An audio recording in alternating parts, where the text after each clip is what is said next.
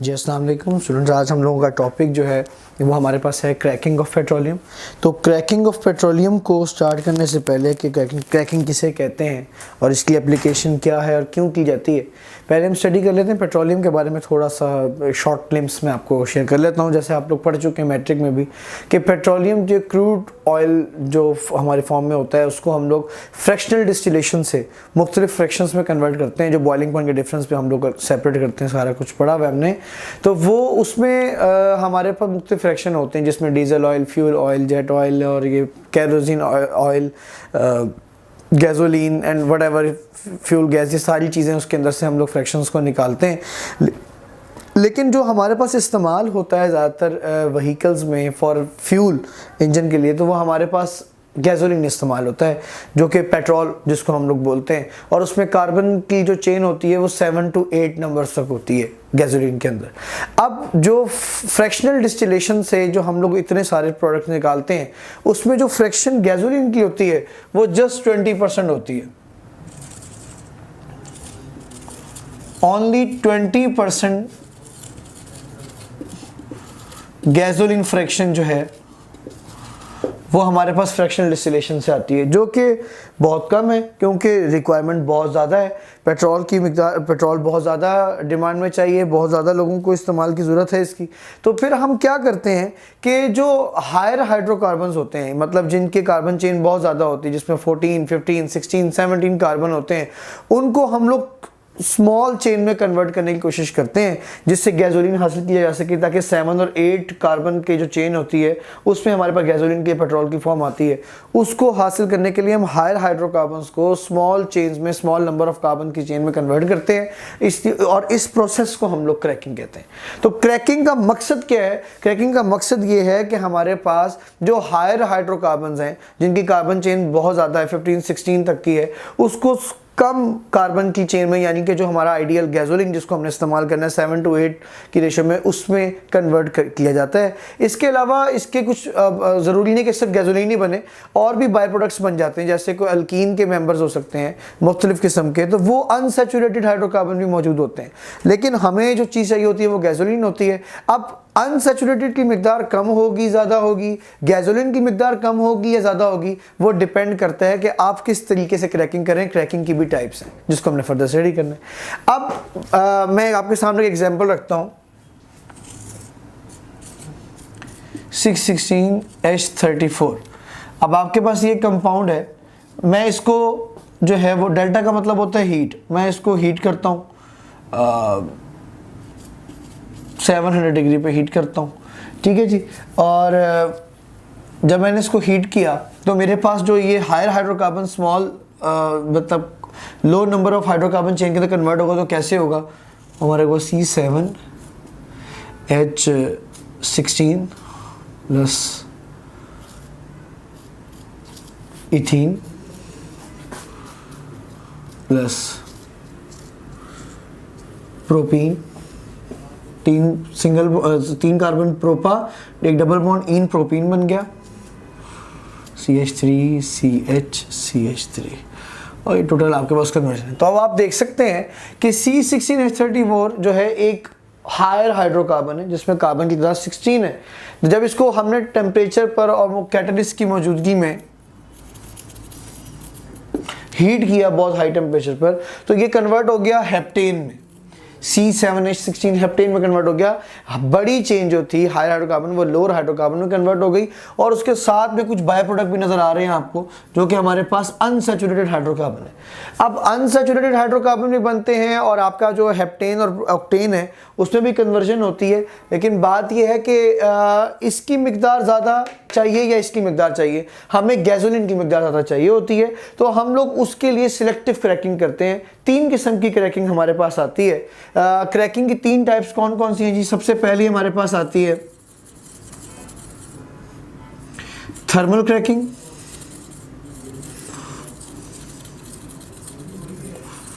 Second हमारे पास आती है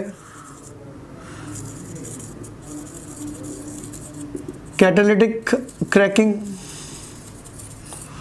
और थर्ड नंबर पे हमारे पास आती है स्टीम क्रैकिंग। अच्छा जी, ये हमारे पास 3 टाइप्स आती हैं इसकी क्रैकिंग की। तो cracking is a process which convert higher hydrocarbon into lower hydrocarbon which may be heptane or octane and also have some type of unsaturated hydrocarbon। तो हमारे पास अनसैचुरेटेड हाइड्रोकार्बन ज़्यादा कब बनते हैं और रिक्वायर्ड गैसोलीन की मिकदार कब ज़्यादा बनती है, वो अभी हम तीनों में डिस्कस करेंगे। कौन सी क्रैकिंग सबसे बेनिफिशियल है गैसोलीन को हासिल करने के लिए, क्योंकि हमारा रिक्वायर्ड मटेरियल गैसोलीन है। ठीक है जी।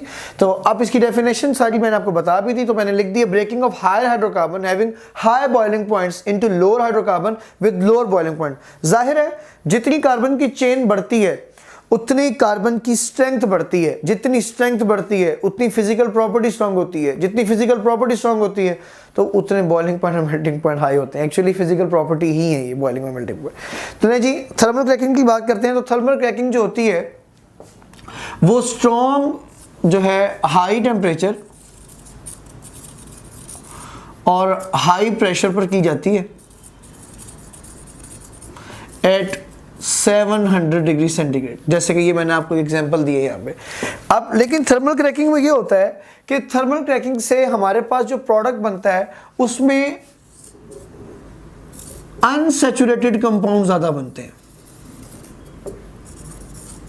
ब्रेकडाउन तो होती है, ब्रेकडाउन तो होती है, थर्मल क्रैकिंग में ब्रेकडाउन होती है। हमारे पास जो है वो जो हमारे पास 16 कार्बन वाला हायर हाइड्रोकार्बन, जैसे कि आप कह लें इसको डीजल जो आपके पास है, केरोसिन ऑयल है या गैस ऑयल जो आपके पास इस्तेमाल होता है, वो कन्वर्ट तो हो जाता है स्मॉल चेन्स के अंदर जो क्रैकिंग की डेफिनेशन है, लेकिन हमारे पास रिकॉर्ड गैसोलीन की मिकदार इतनी ज़्यादा एफिशिएंट नहीं आती, अनसैचुरेटेड हाइड्रोकार्बन इसमें ज़्यादा होते हैं। तो आई रिपीट, थर्मल क्रैकिंग में 700 डिग्री सेंटीग्रेड पर हाई टेम्परेचर हाई प्रेशर पर क्रैकिंग की जाती है, जिसपे हमारे पास क्रैकिंग तो होती है, हायर हाइड्रोकार्बन लोअर में कन्वर्ट होते हैं, लेकिन उसमें अनसैचुरेटेड की मिकदार ज़्यादा होती है। कैटालिटिक क्रैकिंग की बात करते हैं तो कैटालिटिक क्रैकिंग जो होता है वो उसमें टेम्परेचर जो है वो टेम्परेचर तकरीबन 500 डिग्री के करीब इस्तेमाल होता है, और जो प्रेशर है वो हमारे पास 2 ATM इस्तेमाल होता है। और इसके अंदर स्पेशली हम लोग यूज़ करते हैं catalyst,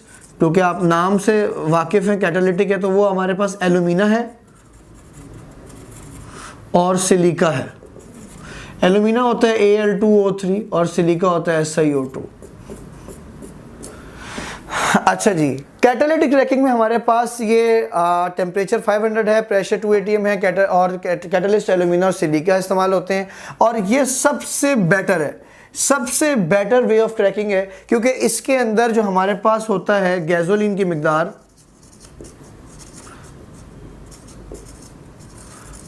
is higher in product. हमारे पास आइसो ऑक्टेन जो होता है, यानी कि जो हमारे पास अच्छी क्वालिटी का गैसोलीन होता है, वो कैटालिटिक क्रैकिंग के अंदर सबसे ज़्यादा कंसंट्रेशन में प्रोडक्ट में आता है। तो क्रैकिंग की, थर्मल क्रैकिंग की निस्बत कैटालिटिक क्रैकिंग जो है वो उससे बेटर है, क्योंकि कन्वर्ट तो वो भी कर रहा है, कन्वर्ट तो ये भी कर रहा है हायर को लोअर में, लेकिन ये हमारे पास जो रिक्वायर्ड गैसोलीन है उसकी मिकदार हमें ज़्यादा देता है कैटालिटिक क्रैकिंग जो होती है। ये तो इन तीनों में सबसे बेस्ट क्रैकिंग जो है वो कैटालिटिक क्रैकिंग है हमारे पास। स्टीम क्रैकिंग जो होती है उसमें क्या करते हैं, उसमें हम लोग जो ऑर्गेनिक मटीरियल होता है हमारा, उसके जो वेपर होते हैं, वेपर फेज जो होता है, उसको एट 900 डिग्री सेंटीग्रेड जो है स्टीम के साथ रिएक्ट करते हैं, फिर कंडेंस करते हैं, तो वो भी जो हमारे पास फॉर अ शॉर्ट इंस्टेंट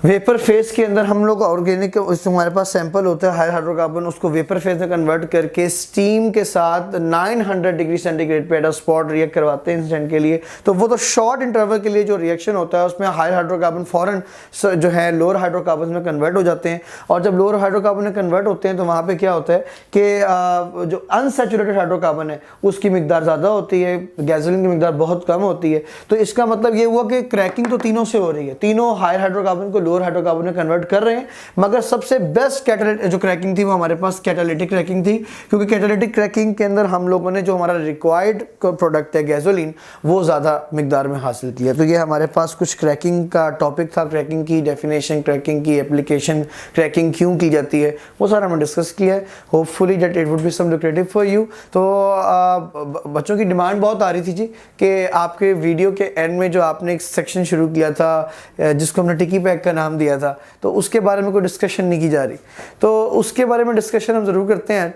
मैं आपको एक नई जो जिसको मैं कहता हूँ कि एक एविडेंस लेके आता हूँ या नई एक एग्जांपल ग्रूमिंग के सेक्शन के लिए तौर पे आपके लिए लेके आता हूँ, उस पर मैं बात शेयर ये करता हूँ। मेरा सवाल ये है कि हम लोग, एक सिंपल सा सवाल है लेकिन ये आना चाहिए, इस जवाब प्रॉपर आपको आना चाहिए कि बाइक जो है या जितने भी व्हीकल्स हैं उसको हम लोग पेट्रोल से चलाते हैं, petrol as use as a fuel. तो हम पेट्रोल का डिस्कशन कर रहे थे तो यही बात कर लेते हैं कि पेट्रोल से यूज़ करते हैं। ये जो होता है पानी, इससे इंजन क्यों नहीं चलता? अब हमें इसका प्रॉपर जवाब देना नहीं आएगा, हम कह देंगे बस जी पानी में वो प्रॉपर्टी नहीं है, बस जी पेट्रोल में वो होता है तो बस जी वो इंजन चलता है। तो ये this is not a proper answer, fact answer नहीं है। असल में इसका कम अल्फाज में और जामे कॉन्सेप्ट समझें तो ये है कि पानी को अगर हम देखें तो पानी, या मैं आपको पहले एक एग्जांपल देता हूँ, राख जो होती है ऐश, उसको आप जलाएं तो क्या वो जलेगी? बिल्कुल नहीं। जो चीज़ पहले ही बर्नट होती है, एक दफ़ा पहले ही जल चुकी है, वो दोबारा नहीं जल सकती, ठीक है ना। अब इसकी एग्जांपल वाटर के ले लो, हाइड्रोजन और ऑक्सीजन दोनों गैसेस की पोटेंशियल एनर्जी पानी से ज़्यादा है। जब ये दोनों आपस में रिएक्ट करते हैं तो बहुत ज़्यादा हीट रिलीज होती है और फिर वाटर बनता है। तो वाटर वो कंपाउंड है जो वैसे ही बहुत स्टेबल है, उसमें से पहले ही सारी एनर्जी निकल चुकी है। जब इतनी ज़्यादा एनर्जी निकल चुकी है और वो स्टेबल है तो उसको अगर आप हीट भी करें तो उसमें आग नहीं लग सकती। आग तो तब लगेगी जब कोई चीज़ अनस्टेबल होगी और वेपर फेज में कन्वर्ट हो रही होगी।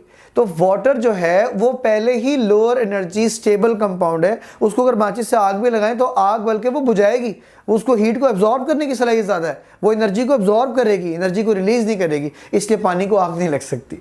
तो ये था लॉजिकल एक आंसर।